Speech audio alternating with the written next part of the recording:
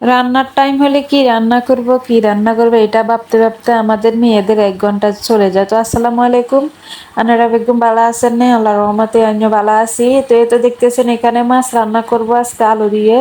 এটা হলো সাগরের মাছ। সাগরের মাছ আলু দিয়ে রান্না করলে অনেক মজা লাগে।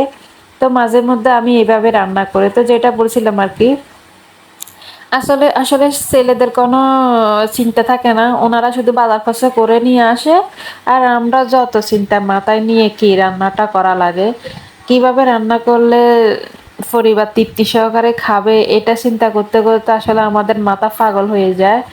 তো তবুও কি বলে জানেন, স্বামী বলে, শ্বশুর শাশুড়ি বলেন, সবাই বলে দিন শেষে কি করেছো, এটা কোনো কাজ হলো? এটা তো আমরাও করতে পারি। কিন্তু একবার করে দেখো কি করতে পারো না পারো না। আমরা যে কত কষ্ট করি এটা আসলে তোমরা দেখো না, শুধু খাও আর কি চাকরি চাকরি করে এটাই। এটাতে তোমরা বললো যে যে আমরা অনেক কিছু করতেছি, অনেক কিছু করতেছি। আর আমরা মেয়েরা যে ফাঁকের ঘরে দিনের পর দিন প্রত্যেক দিন সকালবেলার নাস্তা, দুপুরের নাস্তা, সন্ধ্যার নাস্তা এগুলা কে বানায়? আমরা মেয়েরা এটা বানাই।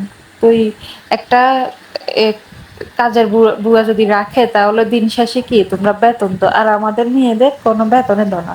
আচ্ছা বেতন দাও না এটা ভালো কথা, আমরা খাচ্ছি বা আমরা ফ্যামিলির সদস্য, তাই তোমরা বেতন দাও না।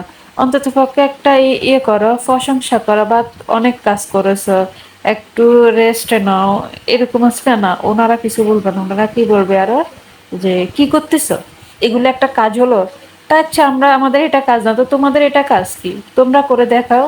তো এই আর কি, আমাদের মেয়েদের জীবন আসলে এরকমই, রান্নাঘরে কাটতে কাটতে সময় শেষ হয়ে যাবে।